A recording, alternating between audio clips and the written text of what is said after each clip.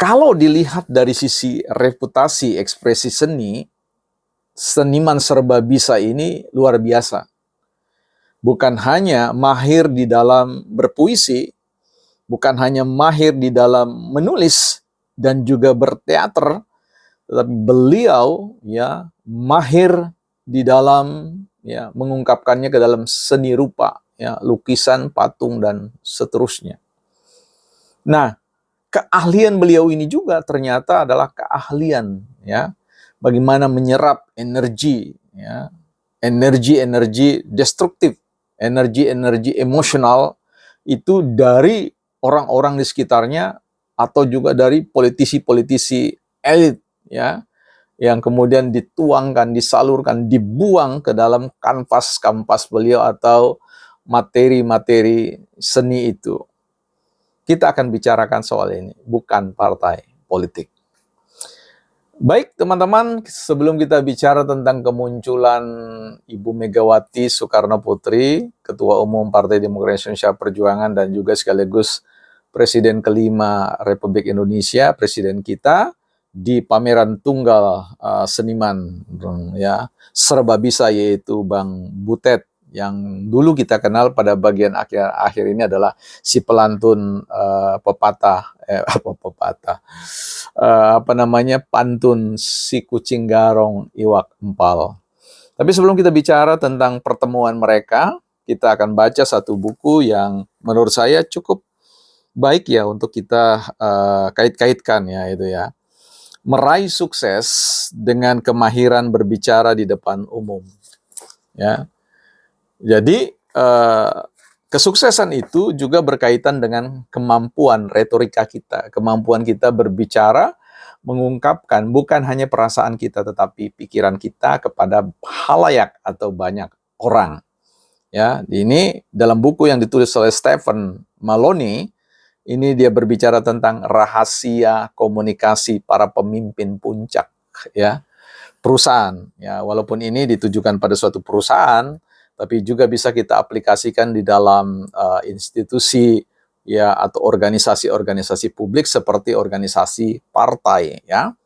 Jadi seorang pemimpin harusnya adalah orang yang cakap dan mahir di dalam berbicara.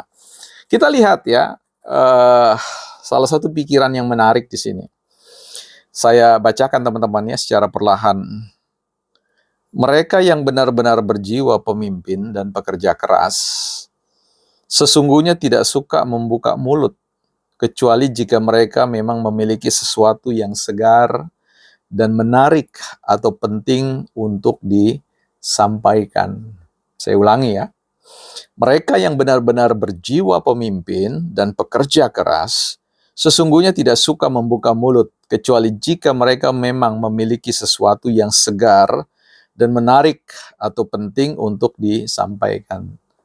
Artinya, ketika seorang pemimpin itu membuka mulutnya dan mengalirkan sesuatu, apakah itu perkataan, harapannya perkataan demi perkataan itu merupakan butiran-butiran ya permata, butiran-butiran sesuatu yang katakanlah gagasan-gagasan yang berharga yang kemudian bisa melalui perkataan-perkataan itu dapat memberi inspirasi dan motivasi bagi para audiens atau para pendengar.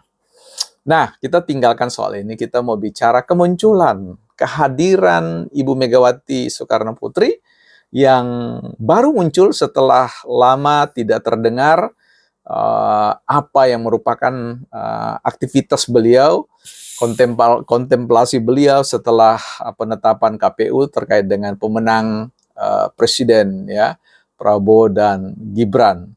Dan kita tahu bahwa ungkapan ekspresi itu apakah itu kemarahan, apakah perjuangan dan sebagainya dituangkan pada bagian sebelumnya itu melalui tulisan tangan beliau ya. Setelah beliau menulis sebuah artikel di Opini Kompas, beliau menulis surat lagi amicus curiae ya di situ.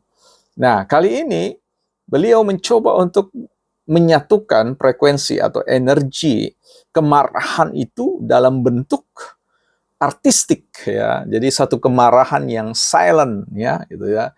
Kemarahan yang diam tetapi betul-betul eksplosif melalui satu pengungkapan seni rupa itu baik dari sisi gambar maupun juga patung-patung ya. Jadi inilah yang tadi di awal saya mengatakan bahwa memang Bang Butet ini sesosok seniman yang patut diperhitungkan dan dipelajari ya.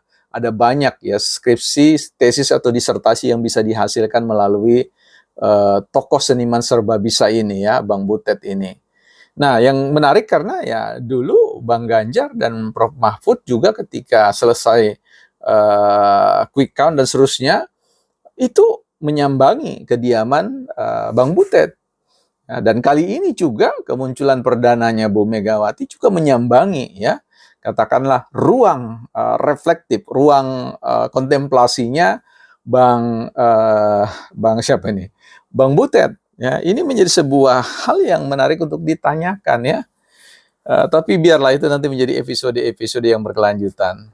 Nah, berkaitan dengan komunikasi pemimpin, ya, puncak ini di dalam sebuah organisasi publik, tentu kemunculannya Bu Megawati ini kan kita harapkan untuk mendengarkan sesuatu yang segar, sesuatu yang menarik, ya, sesuatu yang penting ya, bagi apa yang kita harapkan bersama, proses demokrasi, proses runningnya pemerintahan transisi yang baik ini, dan bagaimana kemudian nanti bagaimana berkolaborasi ya, bersama-sama dalam posisi apapun yang dipilih, apakah di dalam pemerintah atau di luar pemerintah, bagaimana memastikan bahwa legasi dari Bapak pendiri kita ya, Bapak pendiri bangsa kita ya, itu bisa kita ambil sambut tongkat estafetnya ya, sampai di tangannya Jokowi dan kemudian beralih ke tangannya Prabowo dan Gibran, dan kita membangun NKRI ini sebagaimana yang kita cita-citakan bersama. Nah, karena itu kan kita tunggu sekali statement-statement, komentar-komentar Bu Megawati.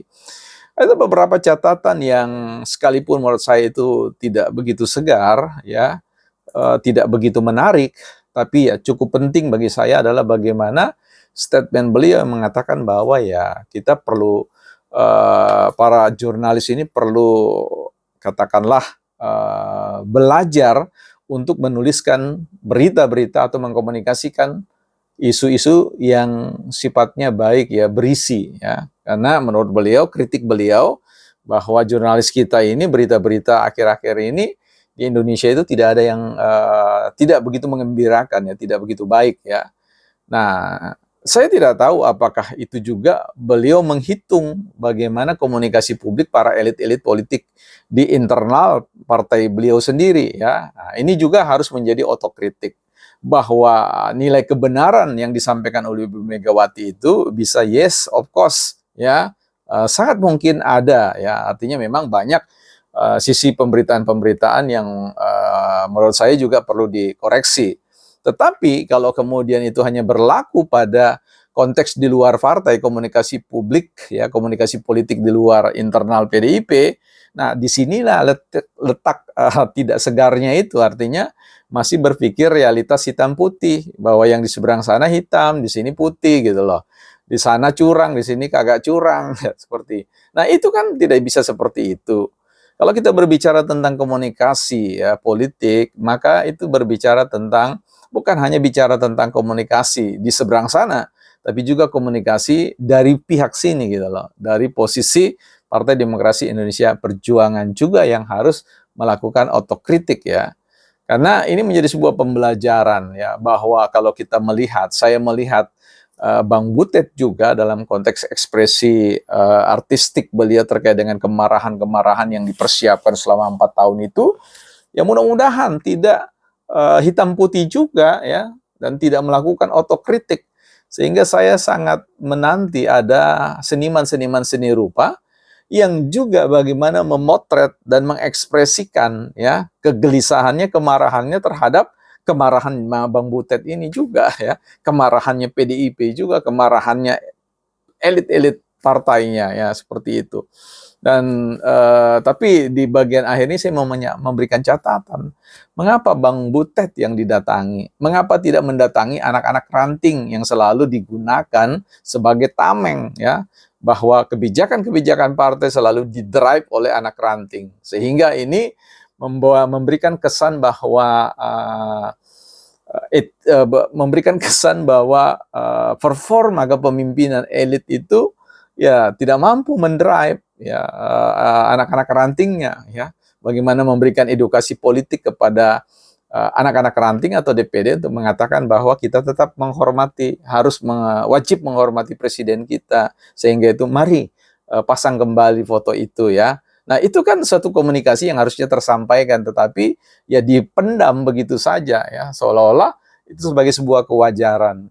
Nah, saya ingin menutup bincang-bincang kita ini ingin mengatakan bahwa kita sedang butuh komunikasi-komunikasi elit yang segar, ya, yang menarik dan penting. Dan saya ingin tambahkan di situ yang konstruktif, ya, karena kita ingin sama-sama mengawal kepemimpinan Prabowo Gibran ini, memastikan bahwa seluruh kebijakan-kebijakan yang akan diambil itu sungguh-sungguh, ya, sama-sama ya, mengarah kepada advokasi, ya, pemberdayaan wong cilik atau pemberdayaan masyarakat sebagai yang ditesiskan oleh John Locke sebagai pemilik, ya, absolut, ya, pemilik suara atau kedaulatan itu sendiri, bukan partai politik.